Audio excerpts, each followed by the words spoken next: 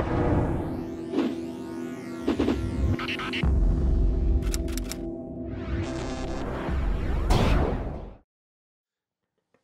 8-year-old. I'm gonna move over. Finally. Stop. I might as well grab a drink of mine.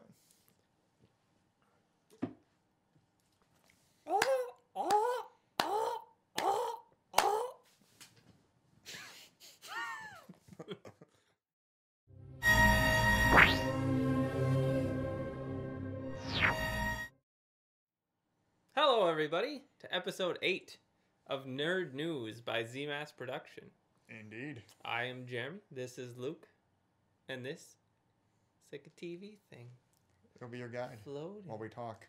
If you don't want to look at our faces. New area that we're filming today. Yep. Trying it out. Yep. Studio B. Yeah, we totally have different studios for things. We're professionals. I'm not supposed to know that. First up, video game news. What's happening in video games, Luke? Well, first we have World of Warcraft expansion was announced. And strangely enough, it's the expansion that I had hoped was going to come way back 3 expansions ago. But then they brought out Cataclysm, and they brought out Miss Pandaria, and then they brought out Warlords of Draenor, and now they brought out Legion.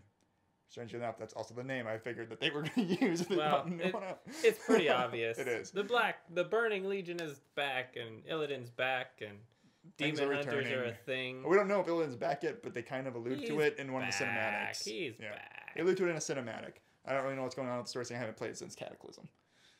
So, but basically, the new content that was announced for this new expansion is the new Broken Isles continent, which is in Warcraft 3, I believe, the area that you play around with all the Naga. Okay. And that type of stuff. In Frozen Throne, which I never played. Yeah. And then, of course, the Burning Legion storyline, which we just kind of mentioned. They also announced that they're going to bring out artifact weapons, which are class-specific weapons that kind of have their own level-up system. And it looks cooler and cooler as you level up. They even have different versions of it for each class. And each version looks a lot different, specified to the class. Like in the one footage that we will have posted below for you to go look at, you can kind of see the Ashbringer in different stages. Like there's a corrupted Ashbringer, regular Ashbringer, and a flaming Ashbringer. Yeah, well, because, you burn your ash. Yeah. And then you bring it. Yeah, and that looks like a really cool system. Yeah, it actually does. I'm not a huge World of Warcraft fan. But having a levelable But it looked cool at the very least. I don't know if it's going to be cool. Mm-hmm. I feel like it's going to be something that's going to be like a late game thing, though. Maybe. Well, yeah. I mean, you're not gonna get a. Yeah. There are only 36 artifacts in the game. Yeah, one for each class. They're probably gonna be max level items, like all of them. Yeah, or it'll be something that you get at like level 100 and then max out as you're leveling the I new suppose 10 levels. Since you're leveling, because like obviously they're gonna up the level cap to 110 now. Yep, that's another thing they're doing. Which also helps for the fact that they're announced Demon Hunter as a playable hero class. Hero class. And they normally bring the hero class out at whatever level you start at from the previous expansion, or a few levels just under. So it's probably going to come out at like level 90 or 80. Yeah, I would say 80. And then you level from there. And which would make sense to have also those artifact weapons be something that's similar to like the leveling up stages of that too. Yeah, that could be. Also, they're obviously new dungeons, new raids, which is a given. Yep. They also announced class order halls, which are essentially, if you think about Death Knights, how they have their own floating temple in the sky, and then you think about the rogues, which have their own little base off in the middle of nowhere, and then the druids, who have their own base in the middle of nowhere. That's kind of what this is, only for every class. And the whole point of this is that's going to be 2-level your artifact weapons, which is pretty cool. Then aside from that, we basically just covered everything aside from PvP. Oh yeah, they're doing stuff with PvP. They're doing a new honor system for PvP. That's kind of more of like a level up system. Yeah, it seemed interesting. Yeah, hopefully, and apparently it's meant to help you unlock items for PvP, which is so much better than just acquiring points that you can only have so many of a week. Yeah. I'd rather have a level system. So it's interesting that they're just now thinking of doing that. Yeah. Well, they always were kind of late to the game. Yeah. So, yeah, that's your World of Warcraft news. We'll try and keep up on that if possible. We'll have links for you about the cinematic trailer and the features trailer. Yep. This new space is very distracting. I'm looking around all over the place. It happens. It's like Staring a whole other over world. there, staring down there. It is. We've entered the zero world. Oh, Christ. So next we have, for video game news, some Killer Instinct news. Yep, Killer Instinct. Season 3 is coming in March, but before then, they're giving you a taste of the new character, or the first character of Season 3, which is a cameo spot, and it's a Battletoad. It's Rash from Battletoads. Hells to the yes. Yeah, Battletoad's awesome.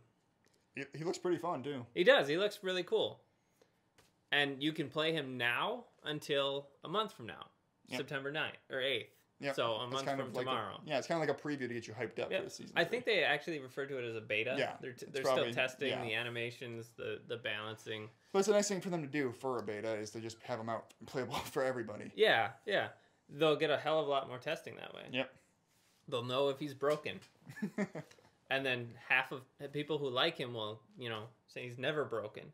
People who hate him will say he's always broken. As every game works. Yes. Next up, in bad news today, Ubisoft is being Ubisoft again. They canceled the closed beta for Anno 2205. What a strange year. For no apparent reason. Yeah. And that was like the only pre-order bonus. So now all these pre-order people are pissed off. Yep. That they pre-ordered the game and they get nothing for it. Yep. And the game is still coming out on November 3rd anyway. Yep. So you know what that means? That means they're gonna ship an unfinished game. 4-year handholds. I don't know.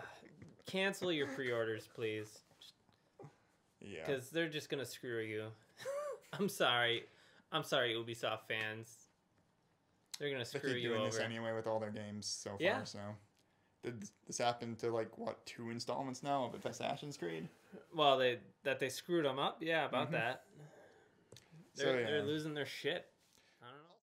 I don't know. Also with Ubisoft, we have news on For Honor. Yes, For Honor. They had a video and they said things and stuff. It was trying to get you on board the hype train. Is really all it is. Yeah. They didn't say a damn thing except they had a little information on the control scheme and how they work. And how you can lock onto a target like in Zelda was his exact words. Yeah. And then your left stick was moving, I think, and the right stick was choosing your stance. Like how you're fighting. You could have an upper stance where you hold the sword up or down or to the left or to the right, which is neat. It adds a cool strategy thing, and it seems like it's going to be more of a strategic fighter than a button masher and or combo fighter. Lastly, for gaming news this week, Konami are a bunch of jerks. That's basically the story. Apparently the Nikkei magazine or something Nikkei released a big article kind of slamming Konami on the way they treat their workers. Yep. Which isn't a huge surprise to me. It kind of shows through in the games. Yep. Because they're very soulless. At least that's my opinion. Go ahead to make fun of me. But that's how I feel about most Konami games. They don't feel like these people love what they're doing. And when you get somebody like Hideo Kojima to just... Yeah, he bolted away from the company like it was on fire. There's got to be more reasoning behind him just having differences with them. Yeah. And so apparently some of their problems have been that they're monitored both on and off the work site. Yeah, they lack internet access and personal emailing accounts, and are punitively reassigned to development roles from development roles to positions of security and maintenance. Yeah, so and if you're late on your lunch coming back from your lunch break, they make fun of you in front of everybody. Yeah. And there's a few other things in there that was just ridiculous. Yeah. I'll try to capture the link and put it down below if you want to read the full. Yeah, it runs story. quick. He's got to catch it. It's really long. Did you just get that? Yeah. Because still talking. So yeah, apparently Konami's not doing so hot right now. Yeah, it's burning. Movie news. They're moving forward on another D&D movie. Yeah. Apparently they are having David Leslie Johnson, who wrote the wonderful Greek epic Wrath of the Titans.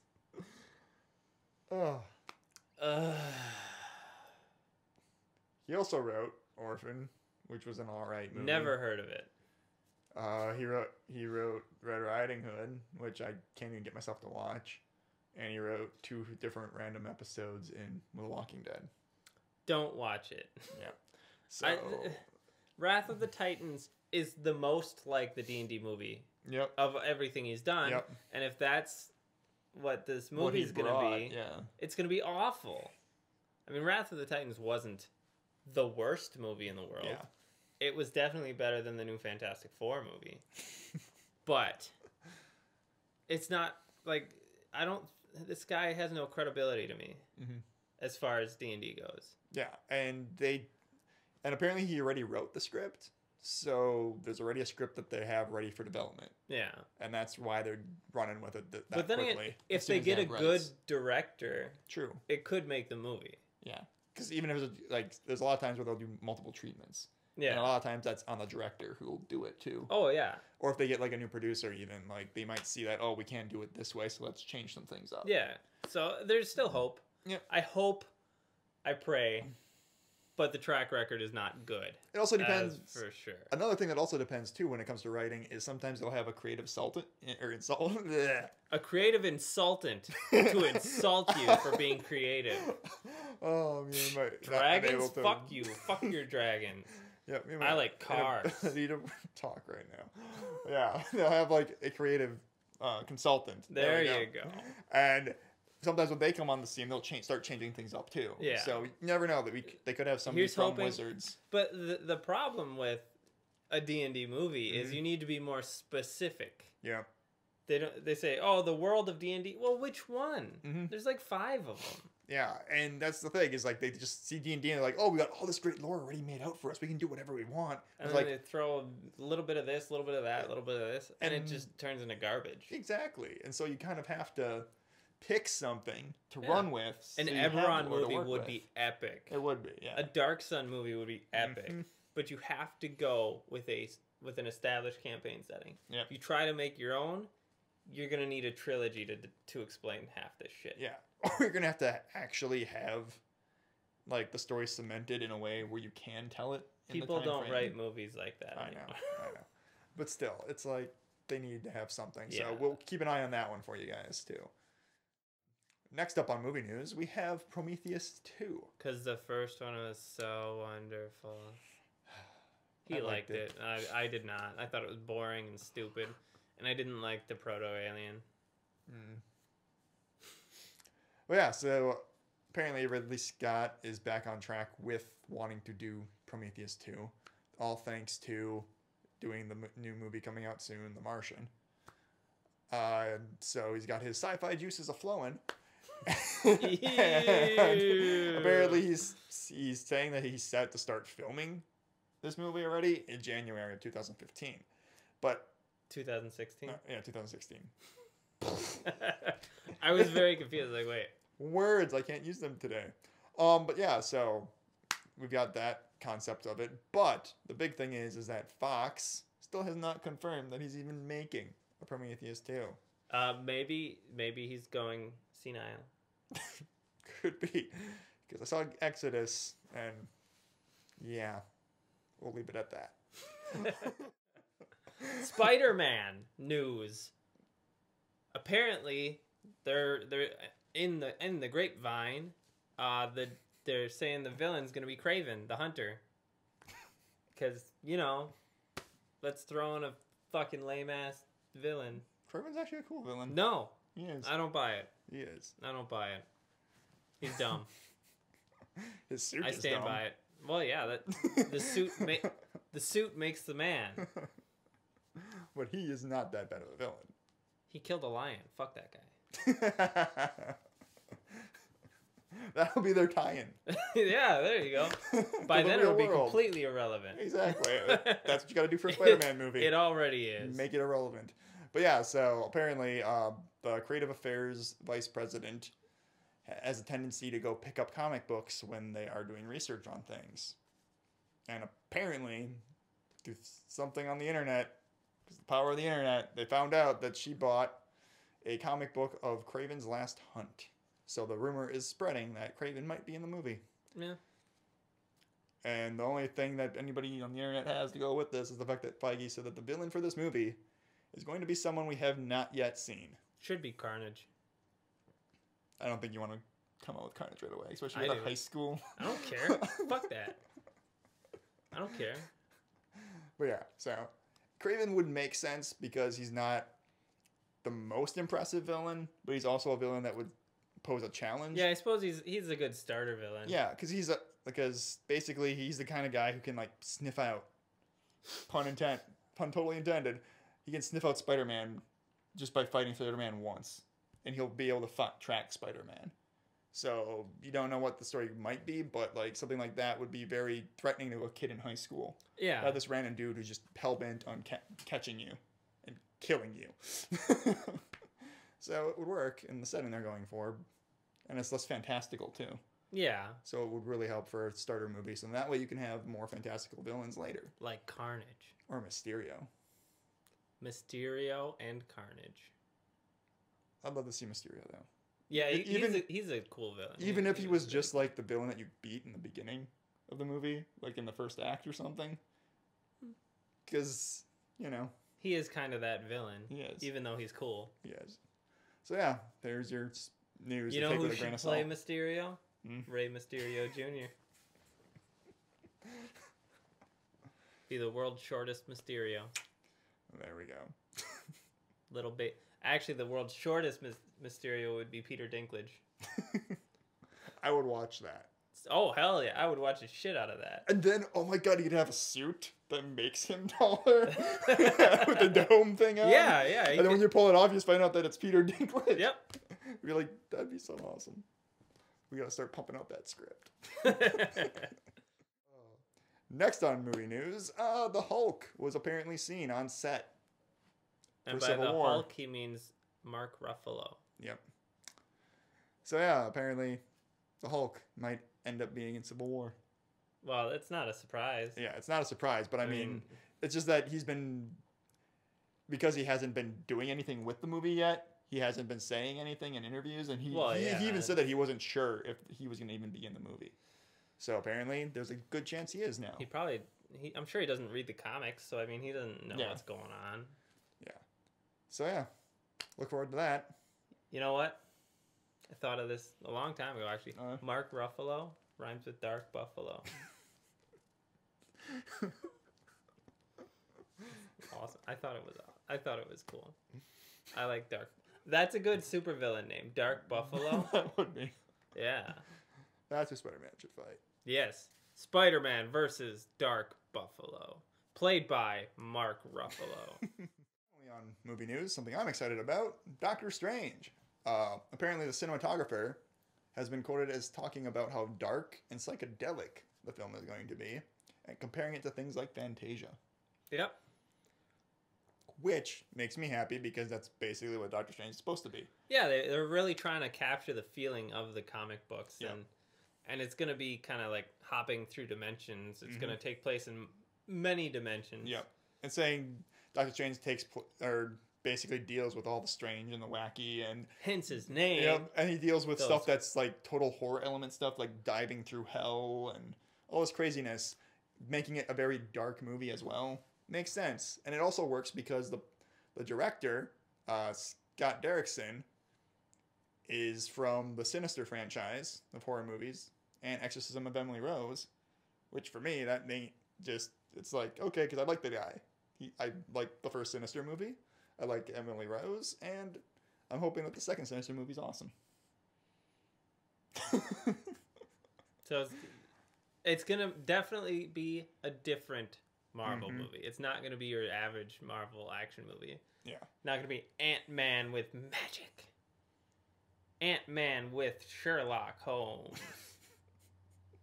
Well, I mean, every Marvel movie's had a different theme. You've had Guardians of the Galaxy was supposed to be like a space opera element. You had the first Thor, which was supposed to be very Shakespearean to an extent. And then you had Hulk, which was just supposed to be bad, and it succeeded. You had Captain America, which was a spy movie. You had Ant-Man, which was a heist movie. So making a horror element movie does make sense. Yep. And who better to do it with than Doctor Strange? So yeah, that's movie news for you. Dr. Moreau would be better.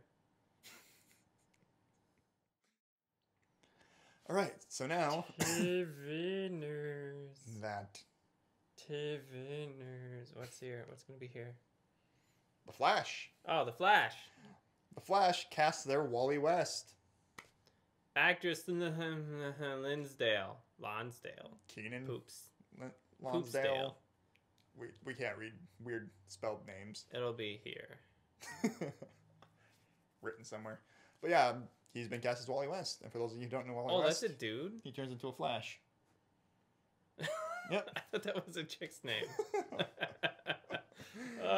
So he'll probably... I'm informed. Yep. So yeah, Wally West has been cast. Everybody who likes Wally West. There you go. Flash news. Prison Break. Event series confirmed by Fox. So if you liked the Prison Break series, there's another one. I don't really know what an event series is. Yeah. I'm assuming it's like a 3-part miniseries or maybe a 1-season deal. Or like a half a season thing, like where it's 10 episodes. Yeah. Because seasons back then when Prison Break was around was like 24 episodes, which still happens now. Well, yeah, your sitcoms are all 20, 22. Yeah, so 24. It'll probably be like a 10 episode deal. It could be. Similar to how Fox is doing the X-Files reboot. They're doing like an event series with that too, so makes sense. And lastly, for TV news, it was Jon Stewart's last day on The Daily Show yesterday. Mm-hmm. It was very sad if you get sad over TV stuff. I didn't get around to watching it yet. It was an hour long, too. Poor Nice. black guy got bumped. Bumped, eh? Yep, he didn't have a show yesterday. He was also on the Daily Show, so I guess it works out. Yeah. It was pretty cool. They had all the old... correspondence there, big old group hug. Stephen Colbert said a bunch of stuff, bunch of touching stuff, and made John cry, and it was funny. So apparently he went off the script. Yep. I did read that. Yep. I did read about that. And it was really good, except the end with I can't even remember his name. Bruce Springsteen. That's it. I don't. Things.